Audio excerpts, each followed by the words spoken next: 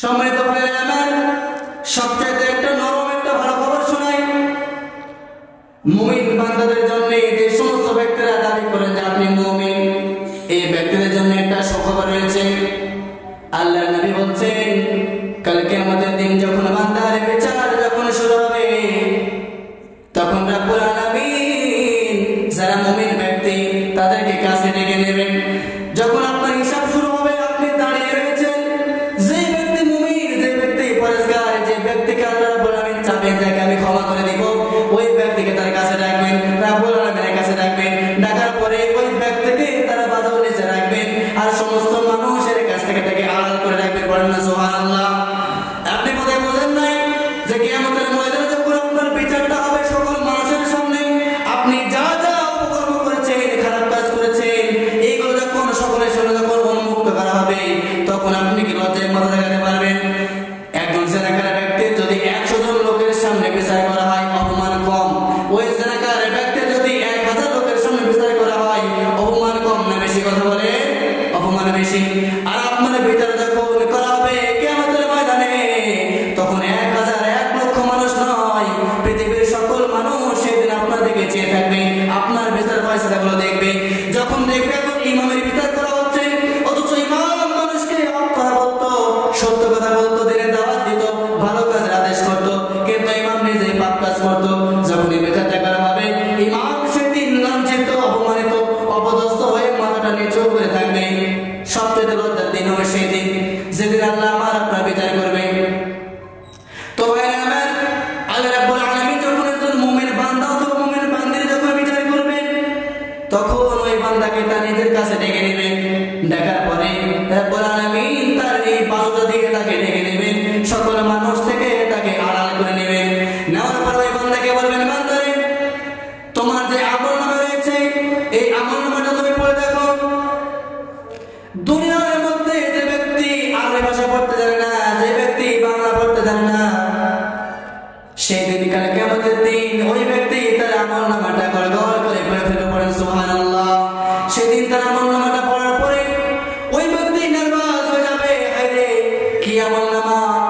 ওই ব্যক্তি বলবে, হায়রে কি আশ্চর্য, কি ধরনের আমলনামা, যে জায়গাতে কোনো একটা ছোট আমল বাদ পড়ে নাই, যে জায়গাতে একটা খারাপ কাজ বাদ পড়ে নাই। এই আমলনামা এমন একটা আমলনামা, কোন জায়গায় আমি একজনকে সারাবারে গালি দিয়েছি, এই আমলনামার মধ্যে ফেরেশতারা তাও তুলে দিয়েছে। কোন জায়গায় আমি হাঁটতে হাঁটতে ফকিরকে আমি একটা টাকা দান করে দিয়েছি, আল্লাহ রাব্বুল আলামিন এই আমলনামার মধ্যেও তাই সেই কথা তুলে দিয়েছে।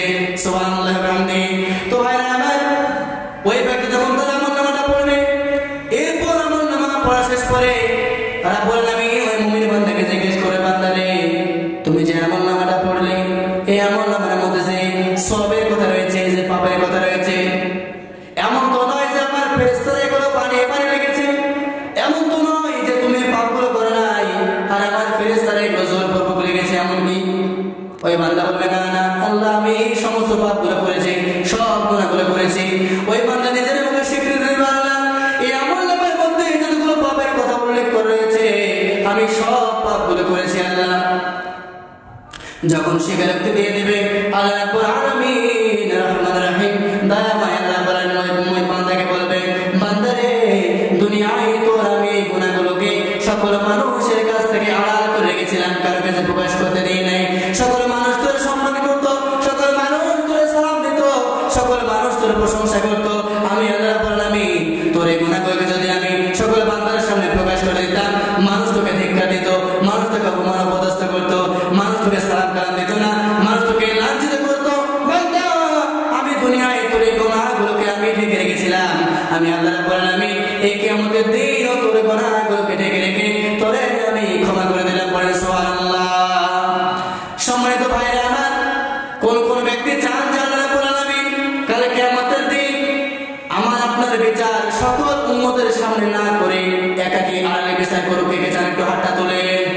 কে কে চান যে আল্লাহ বিচার সবার সামনে না করে আড়ালে নিজের কাছে এসে আপনার বিচারটা করবেন? সকলে হাত তোলেন। আমরা সকলেই চাই, সকলে চাই, বলে সকলেই চাই, হাতটা নামান।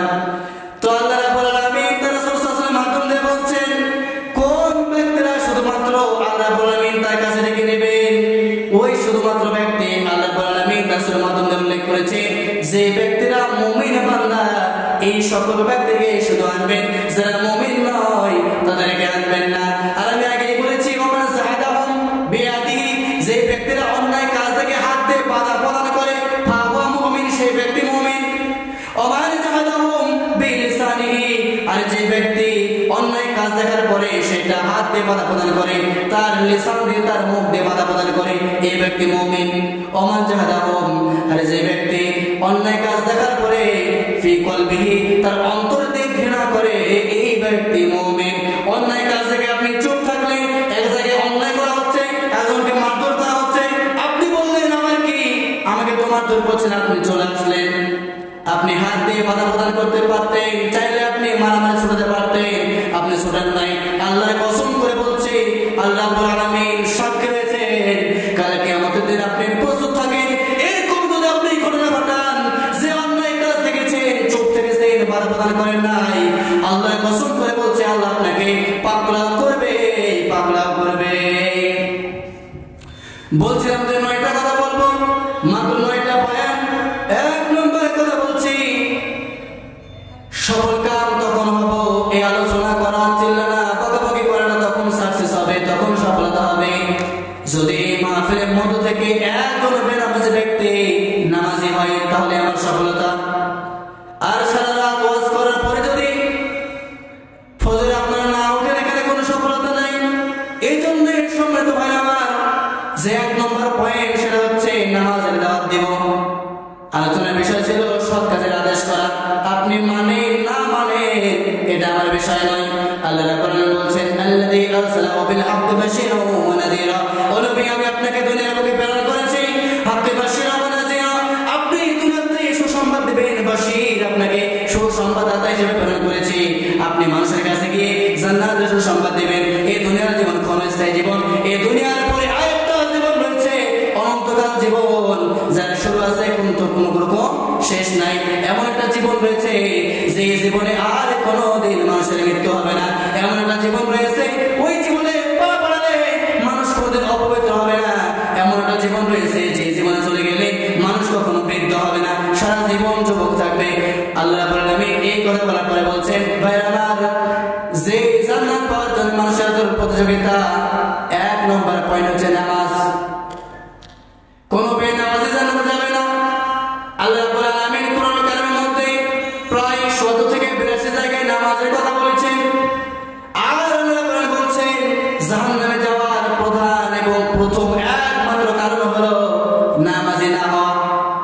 সম্মানিত ভাইরা আমার, আল্লাহ রাব্বুল আলামিন বলছেন মা সালাকাকুম ফি সাকার ক্বালু লাম নাকু মিনাল মুসাল্লিন। আল্লাহ রাব্বুল আলামিন বলছেন সেই দিন জাহান্নামে যখন জাহান্নামে চলে যাবে, জাহান্নামীরা যখন জাহান্নামে চলে যাবে, জাহান্নামী অধিবাসীরা যখন জাহান্নামের মধ্যে যখন পড়তে থাকবে, জান্নাতে ব্যক্তি যারা হবে ওই জাহান্নামীদেরকে উদ্দেশ্য করে বলবে মা সালাকাকুম ফি সাকার, ও ভাইরা তোমাদেরকে আজকে কিসে, কোন কাজে, কি কারণে তোমাদেরকে জাহান্নামে আসতে হলো, এমন কি কাজ করেছো যে তোমরা আজকে জাহান্নামের মধ্যে পড়ছো। আল্লাহর কসম করে বলছি সেদিন জাহান্নামী ব্যক্তি সর্বপ্রথম জবাব হবে লাম নাকু মিনাল মুসাল্লিন। ও ভাইরা, আজকে জাহান্নামে আসার প্রধান এবং প্রথম 1 নম্বর কারণ হলো আমরা দুনিয়াতে বেনামাজি ছিলাম, নামাজ পড়তাম না। বলেন এমন কোন আলোচনা নাই, এমন কোন জমা নাই যে হুজুর নামাজের কথা বলে নাই, নামাজের কথা শুনতে শুনতে ভিতরে বিরক্ত ভাব চলে আসছে, হুজুর নামাজ ছাড়া অন্য কোনো ওয়াজ জানে না। বারবার নামাজের কথা বলেছেন, কেন বলেছেন? যখন আপনি জাহান্নামে যাবেন তখন এই কথা আপনি বুঝতে পারবেন যে হুজুর এতবার নামাজের কথা কেন বলতো। ভাইরা আমার, আল্লাহ নবী বলছেন মুরু আওলাদুকুম ওয়াসাবাইনা, যখন মুরু আওলাদুকুম তুমি তোমার সন্তানকে নামাজের আদেশ দাও যখন তার বয়স 7 বছর হয়, ওয়াজরিবু আলাইহা, আর তুমি তাকে প্রহার করো ওহম আশরাসান ওয়াহুয়াশরাসিনা, যখন তার বয়স 10 বছর হয়, ওয়াফারিকু ফিল মাদাদি, তার বিছানাকে আলাদা করে দাও। আল্লাহ নবী আদেশ করছেন যখন 7 বছর আপনার সন্তানের বয়স হয় তখন তাকে নামাজের তাগিদ দাও, নামাজের কথা বারবার বলো, তাকে সঙ্গে করে মসজিদে নিয়ে আসো, নামাজ পড়ার জন্য নিয়ে আসো। যখন তার বয়স 10 বছর হয়ে যায় আর ওয়াজ নসিহত করার দরকার নাই, লাঠি দিয়ে পড়া শুরু করো, নামাজের জন্য মারধর বান্ডেলের মধ্যে তাফসীরুল কোরআন মাহফিলের মধ্যে একজন ব্যক্তি বুকে হাত দিয়ে বলেন, একজন ব্যক্তি বুকে হাত দিয়ে বলেন, কোন এমন বাবা রয়েছে, কোন এমন ভাই রয়েছে যে বাবা তার সন্তানকে নামাজের জন্য মারধর করেছেন? কথা বলেন দেখি, একজন ব্যক্তি দেখবো। একজন ব্যক্তি বলা যায় না। আল্লাহর নবী বলছেন, মুরু আওলাদাকুম, তোমরা তোমাদের সন্তানকে আদেশ দাও বিসসালাতি, নামাজের।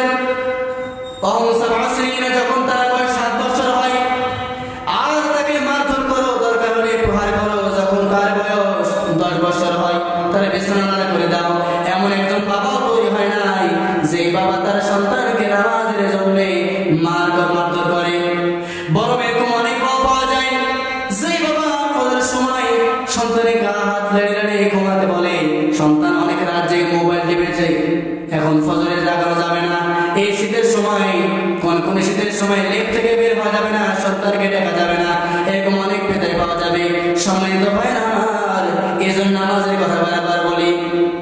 যে ব্যক্তি নামাজ না আদায় করবে, আল্লাহ নবী বলছেন, মান তারাকা সালাতান মুতাআম্মিদান ফাকাদ কাফারা। আল্লাহ নবী বলছেন, যে ব্যক্তি ইচ্ছা করে সালাত ছেড়ে দেয়, যে ব্যক্তি ইচ্ছা করে সালাত ত্যাগ করে, আল্লাহ নবী বলছেন ফাকাদ কাফারা, সে ব্যক্তি অবশ্যই কাফের হয়ে যায়। কোনো ফতোয়া নাই, ওই ব্যক্তি কাফের। যদি কাফের কথা শুনে খারাপ লাগে, আল্লাহ নবী সাল্লাল্লাহু আলাইহি ওয়াসাল্লাম আমাদের যুগে আমরা মুসলমানরা কাফেরের মধ্যে তফাৎ করতাম, মুসলিম আর কাফের নির্ধারণ করতাম সালাতের মাধ্যমে। যে সমস্ত ব্যক্তিরা সালাত আদায় করত, আমরা তাদেরকে শুধু মুসলিম বলতাম, আর যে সমস্ত ব্যক্তিরা নামাজ আদায় করতো না, এই সমস্ত ব্যক্তিদেরকে আমরা কাফের বলে আখ্যায়িত দিতাম। সুতরাং আজকেও ওই জামানার নিয়ম মেনে চলে আসছে, নিয়ম হতে পারবে না। সুতরাং যে ব্যক্তিরা বেনামাজি, এরা কখনো মুসলিম হতে পারে না, এরা কাফের। কথা বলে দেখি না।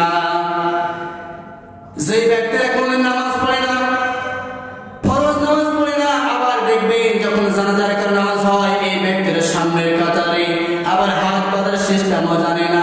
কারণ নামাজ, তারা ফরজ নামাজ কোনদিন পড়ে না, শুধুমাত্র যেখানে জানাজার নামাজ সেখানে পড়ে। কোন একজন হুজুরের মুখে শুনেছে জানাজার নামাজ পড়ে 1 রাত নাকি পাওয়া যায়, আর 1 রাত নাকি মানে একটা ওয়াত পাড়ের সমান।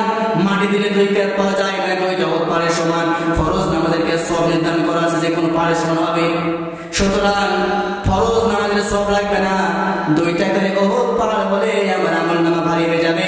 এই ভেবে ফরজ নামাজ পড়ে না, কিন্তু আর জানাজার নামাজ থেকে হাজির হয়ে কথা বলেন ঠিক কিনা? এরকম নামাজই জান্নাতে যাবে কিনা আপনারা বলেন? জান্নাতে যাবে না। জানাজার নামাজ পড়ে জান্নাত কেনা যাবে না। এই জন্যই আমি একটা কথা বলবো। 1 নম্বর কথা বলছিলাম নামাজ সম্পর্কে, যে ব্যক্তি নামাজ পড়বে না হচ্ছে কাফের, এরা জান্নাতে প্রবেশ করবে না। 2 নম্বর কথা বলো, যে আয়াতটা তেলাওয়াত করেছি, মান সালাকাকুম ফি সাকার ক্বালু লাম নাকুম মিনাল মুসাল্লিন, এই আয়াতের পরে আয়াতের মধ্যে আল্লাহ সুবহানাহু ওয়া তাআলা বলছেন 2 নম্বর ব্যক্তির কথা। এবার বলবো 2 নম্বর ব্যক্তি হচ্ছে গীবতকারী ব্যক্তির কথা, পরনিন্দাকারী ব্যক্তির কথা, সমালোচনাকারী ব্যক্তির কথা বলবো। ভাই আমার, আমি আগে জানতাম যে মহিলারা পদে শুধু গীবত করে, কূটনীতি করে। এই ভুলটা ভেঙে গিয়েছে। এখন জানি পুরুষেরা অস্থায়ী স্টলে বসে, বিভিন্ন জায়গায় বসে সমালোচনা করে, গীবত করে। কথা বলেন ঠিক কিনা? সম্মানিত ভাইরা আমার, আল্লাহ রাব্বুল আলামিন বলছেন জাহান্নামী ব্যক্তিদের জাহান্নামে আসার 3 নম্বর কারণ হলো, যখন তাদেরকে জিজ্ঞেস করা হবে মা সালাকাকুম ফি সাকার, তোমরা কেন জাহান্নামে আসছো, ওই জাহান্নামী ব্যক্তিরা 3 নম্বর কারণ হিসেবে দাঁড় করবে, ওয়া কুন্না নাখুযু মাআল খায়িদিন। আজকে জাহান্নামে আসার 3 নম্বর কারণ হলো, আমরা সমালোচকদের সঙ্গে বসে বসে মানুষদের সমালোচনা করতাম। যেখানে 5 জন মানুষ হতাম, ওইখানে আর একজন মুসলিম ভাইয়ের সমালোচনা করতাম, গীবত করতাম। আল্লাহর নবী জনাব মুহাম্মদ রাসূলুল্লাহ সাল্লাল্লাহু আলাইহি ওয়াসাল্লাম, আল্লাহর নবী একদল সাহাবার পাশ দিয়ে অতিক্রম করছিলেন। এমন সময় একদল সাহাবার মধ্যে একজন সাহাবা অপর একজন সাহাবা সম্পর্কে বাজে একটা মন্তব্য করলেন, অপর একজন ভাই সম্পর্কে খারাপ একটা মন্তব্য করলেন। আল্লাহর নবী শোনার পরে চুপ থাকলেন, কিছু বললেন না। একদা ওই সাহাবীর সঙ্গে রাসূল যখন চলছিলেন, দেখলেন পাশে একটা গাধা অথবা একটা ছাগল একেবারে মরে পচে পেটটা ফুলে আছে। আল্লাহর নবী ওই সাহাবাকে বললেন, ও সাহাবা, তুমি এই ছাগলের গোশত ভক্ষণ করো। কথা বুঝেন? আল্লাহ নবী বলেন সাহাবা তুমি মৃত ছাগলের রক্ত এই মাংস ভক্ষণ করে নিয়ে যাও। ওই সাহাবা বলছেন রাসূলুল্লাহ ইয়া হাবিবাল্লাহ এটা কেমন করে সম্ভব? এই ছাগলটা তো মৃত, একেবারে পচে গলে গিয়েছে, একেবারে পেটটা ফুলে রয়েছে, এই ছাগলের মাংস কেমন করে খাওয়া যায়? আল্লাহ নবী বললেন কেন তুমি তো একটু পূর্বে তোমার মৃত ভাইয়ের মাংস খেয়েছো, মৃত ভাইয়ের গোশত খেয়েছো। ওই সাহাবা বললেন রাসূল কেমন করে? আল্লাহ নবী বলছেন যে ব্যক্তি তার ভাইয়ের অগোচরে, যে ব্যক্তি তার ভাইয়ের অনুপস্থিতিতে তার খারাপ সম্পর্কে তার খারাপ কথা উন্মোচন করলো, কোন ভাষায় মন্তব্য করলো, ওই ব্যক্তি যেন মৃত ভাইয়ের মাংস খেলো, ওই ব্যক্তি যেন শুকরের রক্তের মধ্যে হাত ডুবালো। বলেন নাউজুবিল্লাহ। এবার বলেন কোন ব্যক্তি মৃত ভাইয়ের মাংস খেতে ইচ্ছুক? এবার হাতটা তোলেন। কেউ খাবেন না? এতে করে বহুবার খেয়েছেন, স্বাদটাকে ভুলে গিয়েছেন, সেই স্বাদ অসংখ্য জায়গায় বসে বসে একজন মুসলিম হয়ে অপর মুসলিমের ব্যাপারে সমালোচনা করেন। ভাইরা আমার, দুনিয়া তো ক্ষণস্থায়ী, আজ আছে কাল নাই। একবার মনে করবেন ফেরাউনের কথা, একবার মনে করেন কারণের কথা, একবার ভাববেন নমরুদের কথা। আপনার চাইতে অসংখ্য ক্ষমতাশালী ব্যক্তি ছিল, ফেরাউনের মতো একজন জালিম শাসককে দুনিয়া থেকে অপমানিত লাঞ্ছিত করে বিতাড়িত করে দিয়েছে। ওই আল্লাহর আরশে আজিমে এখনো আছে না নাই? কথা বলেন আল্লাহ সুবহানাহু ওয়া তাআলা আছে না নাই? আল্লাহ সুবহানাহু ওয়া তাআলা আছেন।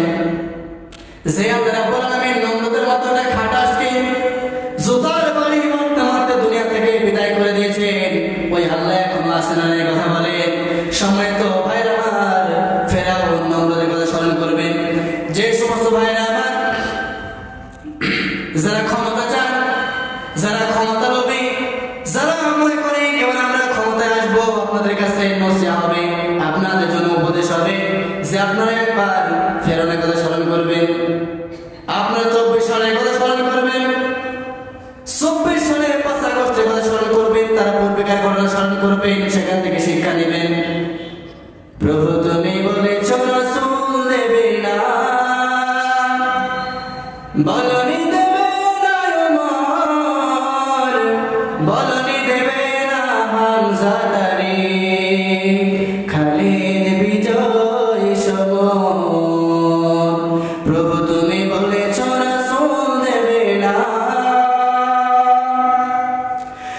সম্মানিত ভাইরা, আমরা পৃথিবীর বুকে হযরত ওমর রাদিয়াল্লাহু আনহুর মতো একজন শাসক চাই। পড়ে আল্লাহুম্মা আমিন। আমরা চাই সেই ব্যক্তি এই বাংলাদেশে শাসন করবে, তার চরিত্র, তার সিরাত, তার ইখলাস, তার স্বভাব যেন কার মতো হয়? ওমরের মতো হয়। আমরা এমন কোন রাষ্ট্র ক্ষমতায় কোন ব্যক্তিকে দেখতে চাই না যে ব্যক্তি 24 সালের আগে যেরকম হয়েছে 25 সালের পরেও সেরকম করবে। কথা বলেন ঠিক কিনা? এরকম ব্যক্তি আমরা দেখতে চাই না। যে ব্যক্তিরা 24 সালের পূর্বে একজন মেম্বার চেয়ারম্যান হওয়ার খাতিরে অসংখ্য জনগণের হক মেরে কম চাউল তাদের নিজের গোদামজাত করেছে, এরকম ক্ষমতাশালী ব্যক্তি আমরা চাই না। কথা বলে ঠিক কিনা?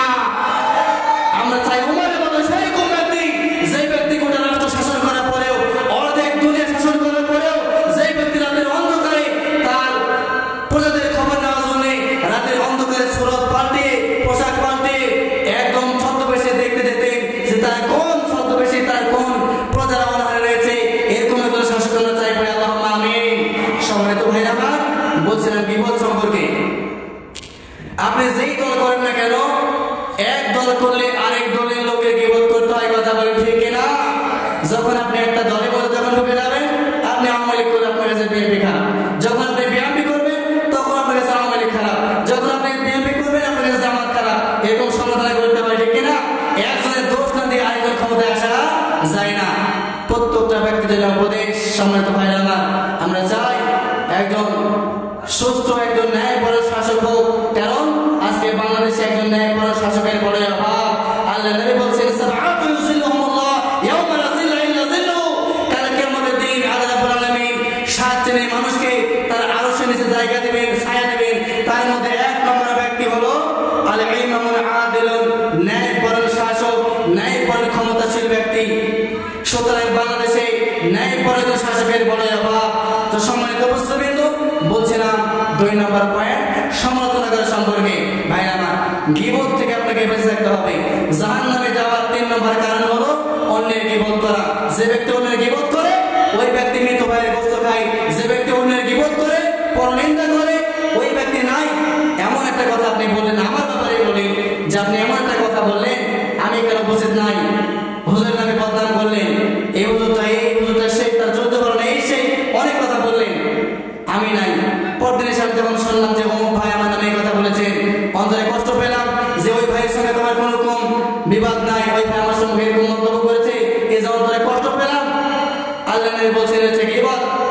আর এই গীবতের গুনাহ হলো শুকরের রক্তের মধ্যে হাত ডুবানো।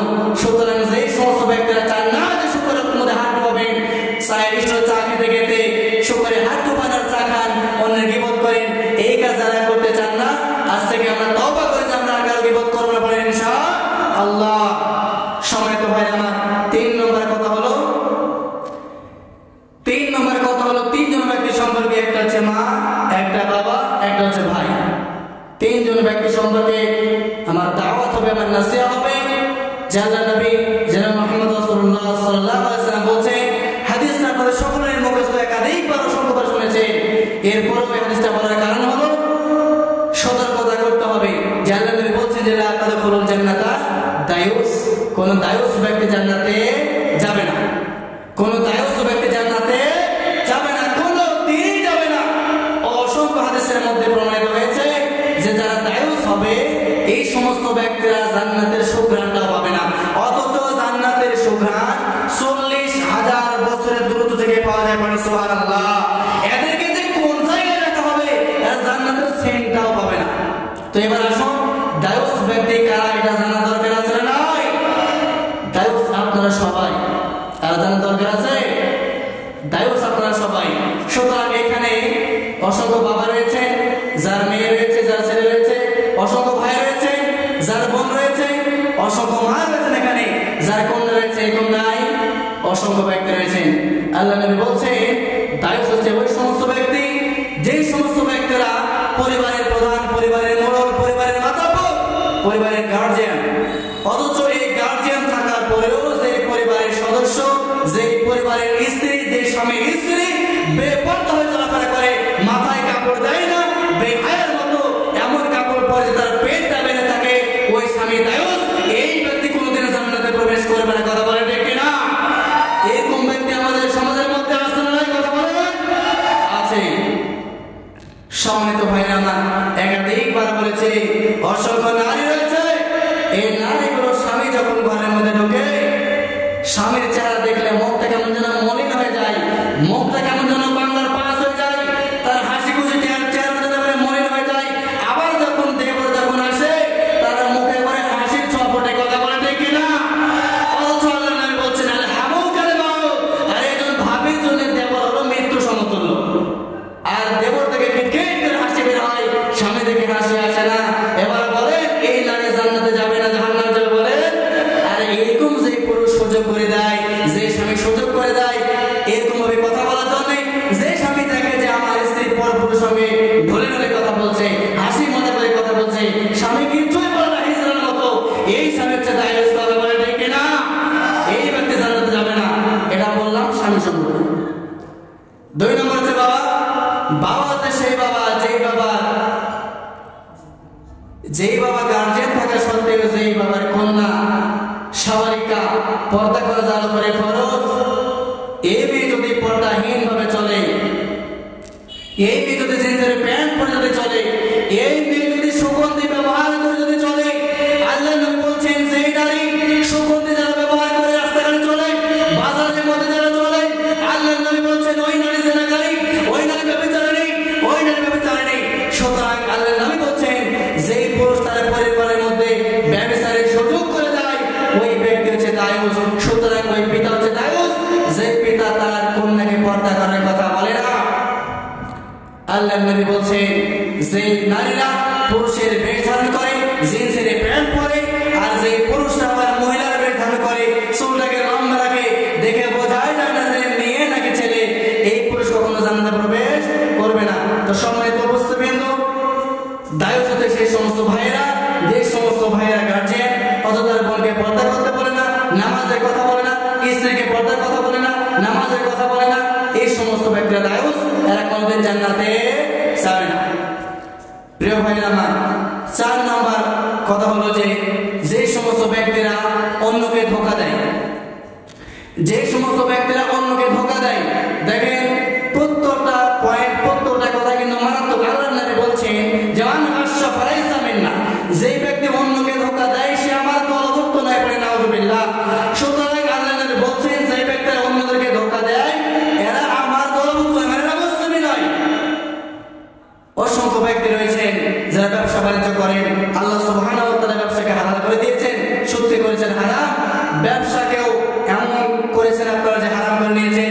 ওজনের সময় আপনারা নেওয়ার সময় ঠিক ওজন দিয়ে নেন, আবার দেওয়ার সময় কি করেন, একবার ওজনে কম দেন। আবার কোন সেক্টরে বাকি রয়েছে বলেন, কোন ব্যক্তি মানুষকে ধোঁকা দিয়ে চলে না। একজন ডাক্তারের কথা বলি, একজন ডাক্তারের কথা শোনেন, রাত 12টার সময় আমসু মেডিকেল বলেন বা যে কোনো একটা প্রাইভেট হসপিটাল বলেন, কোন একজন ইমার্জেন্সি একজন রোগী গিয়েছেন, ইমার্জেন্সি রোগী যাওয়ার পরে একজন ফার্মেসি তখন পর্যন্ত তার ফার্মেসিটা খোলা রেখেছেন, কথা শোনেন, ফার্মেসি খোলা রেখেছেন। ওই ব্যক্তিটা খুব হম্বতম্ব করে একেবারে দৌড়ে দৌড়ে আপনার কাছে আসছে, কপালে ঘাম ঝরছে, একেবারে কপালে ঘাম ঝরছে, একেবারে ক্লান্ত শ্রান্ত ব্যক্তি এসে বলছেন ভাই এই যে প্রেসক্রিপশনটা নেন, একটু আমাকে এই ওষুধটা জোরে হবে দেন, খুব তাড়াতাড়ি দেন। আপনি দেখছেন যে একজন মুসলিম ব্যক্তি, একজন দিনী ভাই হাঁপাচ্ছে, আপনার কাছে একটা খুব ইম্পর্টেন্ট জোরে একটা জিনিস চাচ্ছে। আপনাকে বুঝতে হবে যে তার কোন একজন পেশেন্ট মৃত্যুর সজ্জায় অথবা খুব ক্রিটিক্যাল অবস্থায় এরকম রয়েছে। আপনি কি করলেন, রাত 12টার সময়, ব্যবসা আজকে ভালো নাই, ইনকাম খুব একটা ভালো হয় নাই, এর দিয়ে আজকে রাতের ব্যবসাটা তুলে নেই। ভাই ওষুধটা খুব দামি, ওই কোম্পানির নয়, এমন একটা কোম্পানি রয়েছে, দাম লাগবে 2000 টাকা, আপনি কি নেবেন? এখন বলেন যে যার পেশেন্টটা বেডের মধ্যে মৃত্যু সজ্জায় পড়ে রয়েছে, ওই ব্যক্তি 2000 কেন 5000 হলে ওষুধটা কিনবে কি কিনবে, কথা বলে কিনবে। এবার আপনি বলেন যে আপনার যে হালাল ব্যবসার